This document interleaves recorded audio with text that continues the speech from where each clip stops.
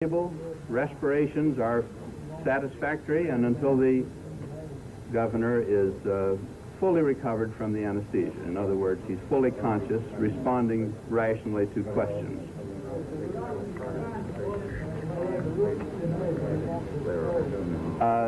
This is being taken care of. The bullet is in the leg. It hasn't been removed. This is a very insignificant factor, though. It will be removed. Left eye. They're asking now if a bullet was found in his leg. The bullet is in the leg. It hasn't been removed. This is a very insignificant factor, though. It will be removed. Left eye. One of the neck and one of the head. And these were large, massive wounds. The wound of the neck was a small penetrating wound and appeared to be the entrance wound of one of the missiles. The wound of the head was a quite large wound, could have been either an exit wound or a tangential wound of the skull. A surviving clip of Dr. Perry recorded not long after the press conference.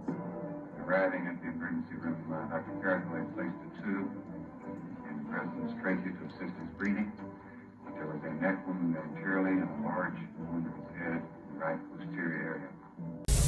We are told that the gunshot wound, the fatal wound inflicted on the President of the United States, entered at the base of the throat and came out at the base of the neck on the back side. They that the brain wound in the President's head involved a great loss of blood and a great loss of brain tissue. The brain wound was in the back of his head, slightly to the right, which, Frank, would fit with the picture I gave you earlier. Yes, Bob. Of the President being, having his back to the assailant. If this hypothesis that the assailant was in the building I described is true. But this conflicts with the fact that the wound in the neck, the doctors say, was in the front of the neck, just below the Adam's apple. Now, it could have been that there were two bullets. One struck him as he faced the assailant, the other as the car turned the corner. This conflicts with the fact that the wound in the neck, the doctors say, was in the front of the neck, just below the Adam's apple. This conflicts with the fact that the wound in the neck, the doctors say, was in the front of the neck, just below the Adam's apple. Now, it could have been that there were two bullets. One struck him as he faced the assailant. And that the fatal shots that were fired from behind and struck him in the back of the head.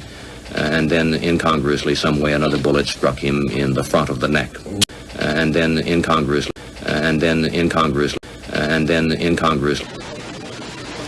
We interrupt this program to bring you further details on the shooting of President Kennedy.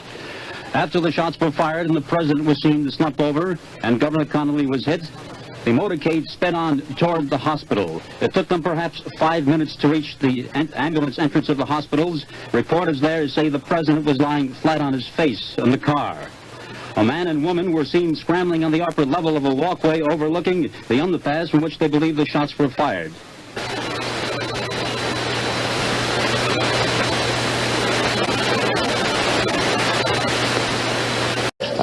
For firing the shot. It's most unusual, incidentally, that such a thing could happen because of the unusually tight security measures that are ordinarily taken by the Secret Service who guard the president. And normally, any vantage point, a rooftop, and windows which command a parade route are carefully scrutinized and carefully guarded, and men are usually posted on rooftops along a parade route, particularly if there is any reason at all to suppose that there might be someone in the area who would have such ideas as assassination in his mind regarding the president. These precautions, of course, are taken by the Secret Service for all presidents, as they have been for many years.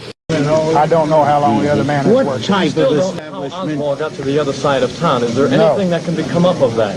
Did he get over by a bus, by a car? He couldn't have walked. I don't know. We have heard that he was picked up by a Negro in a car.